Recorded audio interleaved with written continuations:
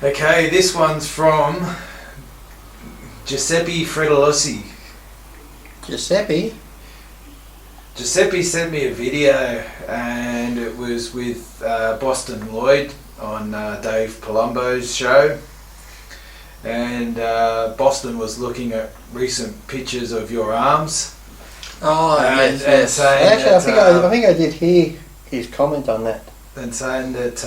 SYNTHOL, didn't you say? Yeah, I got something in them because if you look at them, one's different to the other. And the reason that is Boston Lloyd, I don't know, it's only been 2 years now since the accident on the nerve on the neck, which pinched this nerve which runs down to this side, and this tricep is not working properly and shit like that we've mentioned for the last 2 years, that this arm is actually probably 2 inches smaller than this arm, which is still 21 inches because it works fine. I can still work it okay, but this one it doesn't. That is the reason why the arms look different, not because oil is shifting or I've got oil in one arm compared to the other arm. Not at all. We've been over this 100 times. I've never put oil in my arms, I've never injected my arms, so the reason it is different, Mr. Lloyd, so you can catch up that everyone else knows about, is because of the nerve damage on this side of my body. The same as Ronnie Coleman had nerve damage in his tricep and one arm, and that was different. So it's got nothing to do with oil or putting stuff in them. So wrong again.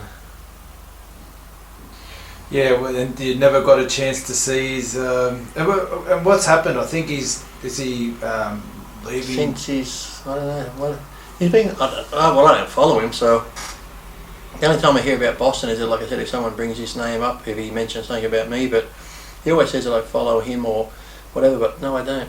I don't follow him or Sean or anyone like that. I only hear about him as if someone says, hey, look what they've said, or they brought my name up, and then I'll have a look and then I'll respond. But apart from that, no, their name or thought never crosses my mind on a daily basis ever. So no, since that last thing when he said he was, what, stopping or quitting or lowering the dosage or fuck knows what he's doing, who knows, but haven't really heard anything.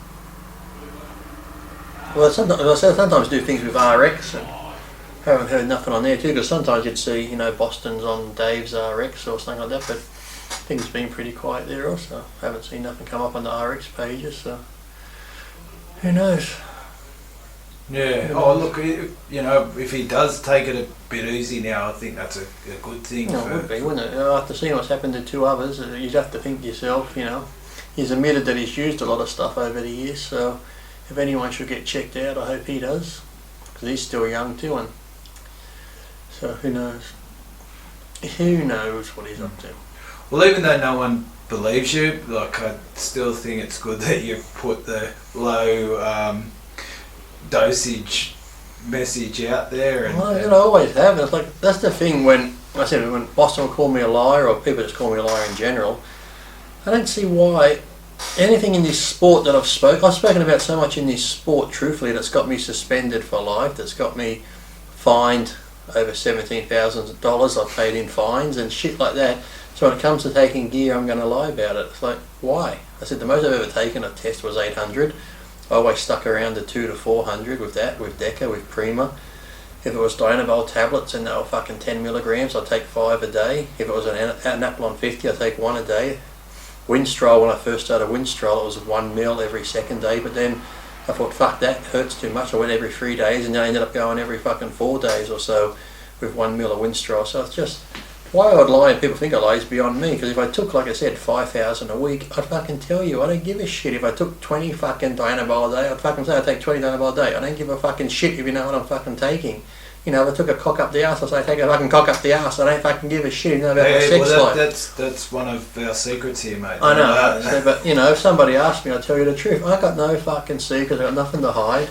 I never have. You know, if you read some of those MD articles where I did talk about my sex life, some of my partners got a bit upset by it, but I just fucking, you ask me a question, I'll tell you the fucking answer. I don't give a shit if you fucking know. Simple as that.